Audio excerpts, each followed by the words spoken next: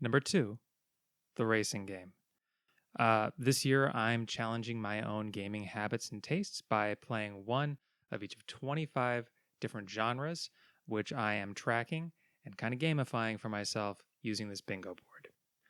Uh, Last video, I talked about action platformers, and that is a genre that I played so many of in 2025 that it honestly could have filled its own bingo board. This time, we're looking at racing games, and this has never really been my genre. The last time I was properly into a racing game, it was Burnout Paradise back in 2008. Before that, it was probably Mario Kart DS, and before that was Crash Team Racing. And that takes us all the way back to 1999. I have never been a car guy. I've got no particular interest in becoming a car guy.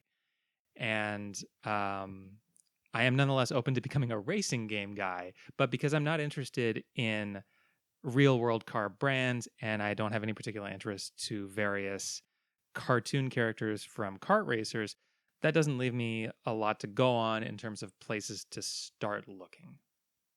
Since I couldn't follow my own tastes or instincts here to pick out a racing game, I followed a general sense of received wisdom or mass popularity and picked up Forza Horizon 5. I'd heard good things about the series, seemed like a fine place to jump in. And, based on the visuals and sound design, it was gorgeous and immersive, and the Mexican landscape was intriguing. But I couldn't really get into the game because the NPCs were just incomprehensibly annoying. Just the worst corporate fun time kind of vibe, worse than I could have imagined. Precisely because I'm not a car guy, I didn't really know what to expect from a festival racing game. I figured it would be open world racing with varied objectives like Burnout Paradise, right? Because that's how up to date my impressions of the genre are. And I know in Paradise I didn't like the DJ character, but he also didn't talk all that much or feel that intrusive or make me sit through his dialogue before I could get back to fun stuff. In Horizon, I had to tag along with somebody to go find their great grandpa's VW Beetle, and the whole thing had this weird vibe. This like paid for by the commission to promote an overly sanitized image of Mexico vibe. I hated it and made a gut check and decided I can't do this. So the bingo board only stipulates genre, not title. And since I was still within the Steam refund window, I figured no harm, no foul. I thought, well, I like Burnout Paradise, and I know its developer, Criterion, got moved over to Need for Speed after Burnout got shelved, so maybe I should play Need for Speed instead. And for the shallow reasons that I thought Miami was cooler as a setting than Chicago, I went with Heat over Unbound, not realizing that it wasn't developed by Criterion and that my reasoning to play it therefore made zero sense. And okay, Heat made a better impression than Forza, but still not a good one. The game's car purchase and upgrade systems felt like such a slow drip, and while I'm admittedly not good at racing games, as I hadn't played a new one in over a dozen years, I felt that normal mode was too hard for me, and easy mode was way too easy. I just couldn't get a consistently engaging experience. And the real problem, the thing that could have helped me escape the slow and tedious grind, was the high risk, high reward night racing system, where cops can interrupt your races, chase you down, wreck you, and confiscate everything you've earned. I found these guys absolutely impossible for someone of my remedial competence to escape. Even with the difficulty set to easy, I was just getting wiped out every night. And apparently, there are some exploitable spots on the map to facilitate escape from the cops, but I wasn't aware of them until after I'd already given up. I didn't have the same visceral reaction to Heat as I did to Forza, but I still couldn't find a reason to keep going. Where was the fun? Listen, I'm not good at sim or simcade handling. I'm open to learning for the right game, but neither of these games grabbed me, motivated me to apply myself. At this point, I could admit that I needed help, and picking games based on vibes wasn't working for me. I think at this point I was cathartically and spitefully Googling things like, why are racing games so bad? And after workshopping less useless and petty search terms, I ended up falling down a YouTube rabbit hole of channels like Fast Miner, Hoki Hoshi, and Racevic, and found out there was like this whole shadow cabal of people who thought racing games peaked in the 2000s, and in fact, kind of thought Burnout Paradise had cursed the whole world of mainstream racing games by reshaping the genre in its image. And it seems like at this point, everything has been completely oriented around IP. Licensed real-world cars, licensed real-world tracks, licensed cartoon characters. And outside of indies, that's pretty much all there is now. So, desperate to find something I could enjoy and salvage this whole bingo board exercise, I said, fine, we're going back. Burnout it is. And let me tell you, nothing primes you to enjoy a PlayStation 2 Burnout game quite like driving around frustrating, unlikable, worlds full of annoying NPCs and glacial progression systems for like 6 hours. Burnout Revenge felt like finding an oasis. If you haven't played a Burnout game, they're somewhat like a kart racer in their antisocial aggression, but the cars are the weapons. You grind, sideswipe, shunt other cars in an effort to obtain an edge. There are different game modes mixed into the campaign. In some events, you're trying to chain takedowns of hapless commuters or orchestrate one giant Interstate 50 car pileup. In others, you're simply racing or trying to take down the maximum number of rival cars or just stay ahead of a ravenous pack. But aside from the comparatively relaxed crash mode, where you line up those 50 car pileups, yeah, 50 car infernos count as the dull content in the world of Burnout Revenge.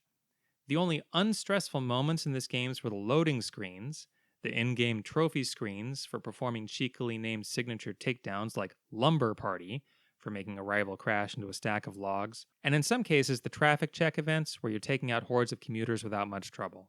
Those I could see as chill.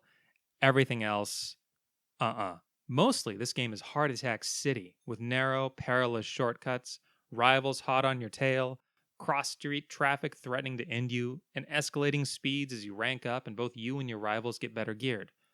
Listen, after the action platformer episode in which I sort of dismissed Metroidvanias, and this, you may think I only like high-octane games without any downtime. And that is not strictly the case. I am willing to go to bat for all sorts of drawn-out messes, like Final Fantasy XV. But this game is great. Allegedly, Burnout 3 Takedown, the previous one, is the one actually regarded as the series' pinnacle. And I wouldn't know. But even if so, Revenge has one thing it doesn't: the ability to crash enemy cars by knocking commuter vehicles into them. You can just create a mess for cars behind you by indiscriminately mowing down commuters. Or, if a rival is in front of you, you can line up hitting a commuter just right to send them flying straight into your rival. Normally in these games, if you collide with a semi, the semi wins. But if you crash into a sedan that crashes into a semi, now you have an airborne semi sweeping 5 other vehicles off the track at once.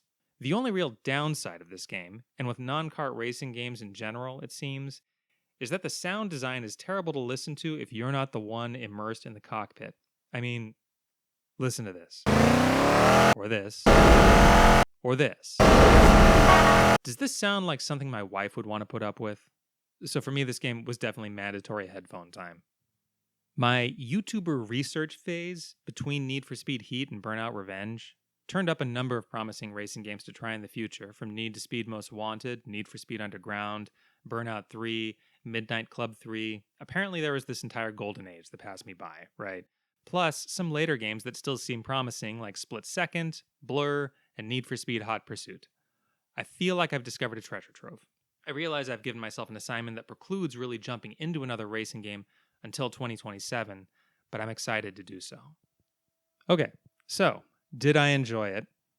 Definitely, if what you're talking about is Burnout Revenge rather than Forza Horizon 5 or Need for Speed Heat. Would I recommend this?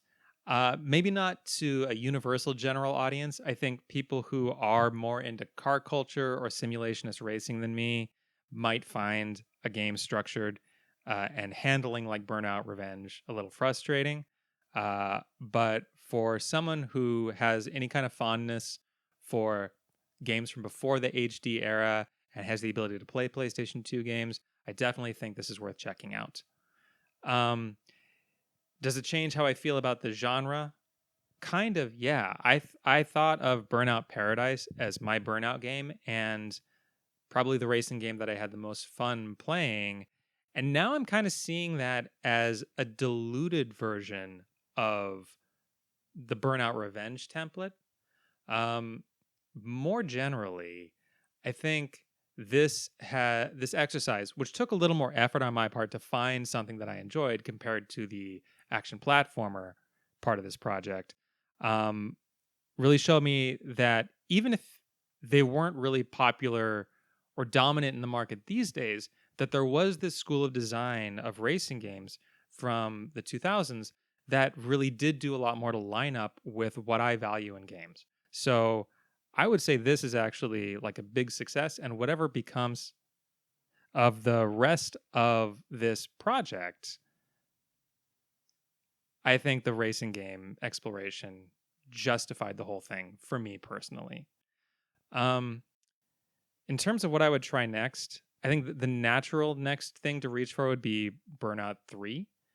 But I kind of want to, like, I know there aren't that many of these classic Burnout games, and I want to save that one kind of like break glass in case of emergency. Um, so I'd probably try one of the other ones from that era instead, like Midnight Club or Need for Speed Underground or Most Wanted.